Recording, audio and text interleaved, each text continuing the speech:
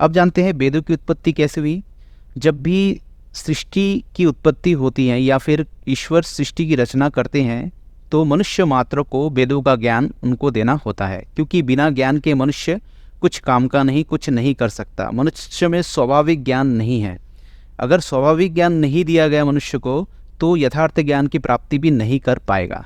तो मनुष्य को क्या करना उचित है, क्या करना अनुचित है, यहाँ सृष्टि किस प्रकार से चलेगी, क्या खाना है, क्या पीना है, कैसे उठना है, कैसे बैठना है, अगर बनाने वाले ने अगर नहीं बताया कि सृष्टि कैसा है तो हम मनुष्य को पता कैसे चलेगा। तो आदि सृष्टि में जब ईश्वर सृष्टि की रचना करते हैं तब जो है वेदों का ज्ञान उनको देना होता है मनुष्य को, और वो 4 मनुष्य को चूज़ करते हैं और 4 मनुष्य के अंतकरण में वेदों का ज्ञान जो होता है वो देते हैं मंत्रों के द्वारा, संहिताओं के द्वारा।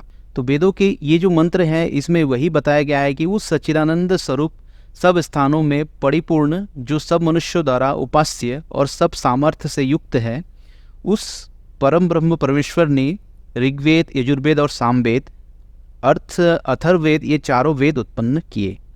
तो चारों जो वेद हैं किससे उत्पन्न हुए? ईश्वर से उत्पन्न हुए, ईश्वर के श्वास से उत्पन्न हुए, ऐसा भी हम कह सकते हैं। ईश्वर के ज्ञान से उत्पन्न हुए। किनके लिए उत्पन्न हुए? जीव के कल्याण के लिए, जीव के ज्ञान के लिए, जीवात्मा के कर्म को करने के लिए। क्योंकि जीवात्मा को जब तक वेद का ज्ञान नहीं मिलेगा तो उसको पता नहीं चलेगा इस सृष्टि कैसे बना है, सृष्टि का उपभोग कैसे करना है, इस शरीर का उपभोग कैसे करना है, इस शरीर का सदुपयोग करके किस प्रकार से मोक्ष सुख की प्राप्ति करना है।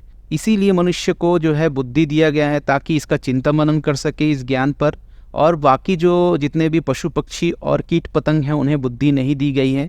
मनुष्य के शरीर में ही बुद्धि है ताकि वो वेद के ज्ञान को धारण करके उसी से ज्ञान और विज्ञान को और ज़्यादा बढ़ाते रहें और नए नए आविष्कार करते रहें और सुख और समृद्धि को प्राप्त करते रहें। तो देखिए वेद के इस श्लोक में यहाँ बताया जा रहा है कि ऋग्वेद, यजुर्वेद, सामवेद और अथर्ववेद ये चारों जो वेद है ये ईश्वर के मुख से ही उत्पन्न हुए हैं, ईश्वर के द्वारा ही उत्पन्न हुए हैं। यहाँ पर देखिए एक संज्ञात्मक वर्णन भी मिलता है हमें।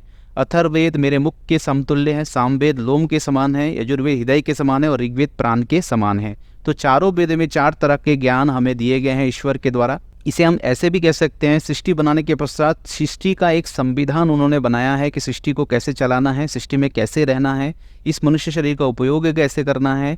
क्योंकि बिना ज्ञान के कोई भी मनुष्य कोई भी कार्य नहीं कर सकता। मनुष्य अपने आप कुछ भी नहीं सीखता, मनुष्य को दूसरे से सीखना पड़ता है। तो आदि सृष्टि में जब मनुष्य की उत्पत्ति हुई थी तो सिखाने वाला कोई नहीं था, कोई गुरु नहीं था। तो आदि गुरु सबके ईश्वर थे। तो ईश्वर ने ही वेद के रूप में सबको ज्ञान दिया।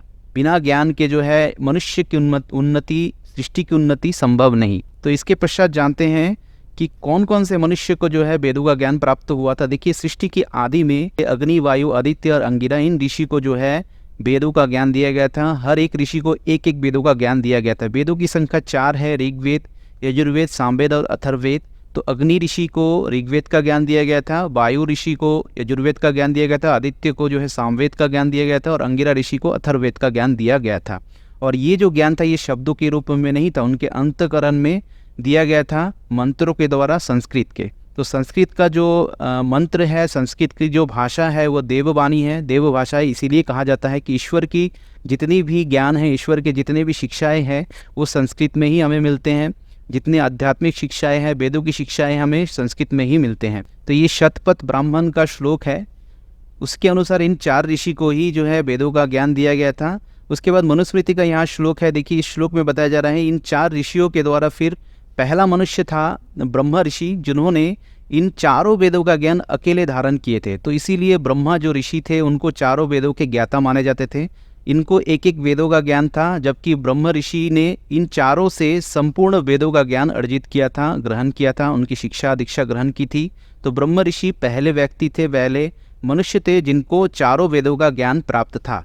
तो ये मनुस्मृति का श्लोक है, यहाँ से हमने इसको लिया है। तो इसी प्रकार वेदों का ज्ञान अग्नि, वायु, आदित्य और अंगिरा ऋषि के द्वारा फिर ब्रह्मा ऋषि को प्राप्त हुआ। ब्रह्मा ऋषि के द्वारा फिर मनु ऋषि को प्राप्त हुआ। महर्षि मनु के द्वारा फिर गुरु शिष्य परंपरा द्वारा जो है वेदों का ज्ञान जो है पीढ़ी दर पीढ़ी आगे बढ़ता चला गया। वेदों को श्रुति भी कहा जाता है क्योंकि ये गुरु शिष्य परंपरा द्वारा सुनाया जाता था इसके ज्ञान को। आज की तरह वेद ऐसे नहीं थे, हमें आज प्रिंटेड बुक में वेद मिलते हैं, लेकिन ऐसा वेद पहले से नहीं था। ये तब से हमें मिलने लगा जब गुरुकुल व्यवस्था समाप्त होने लगी, तो पांडुलिपि में तब सजो के इसको रखा जाता था। परंतु आज का जो समय है प्रिंट मीडिया का समय है, इसलिए वेदों का रूप आज के समय में हमारे पास अलग है।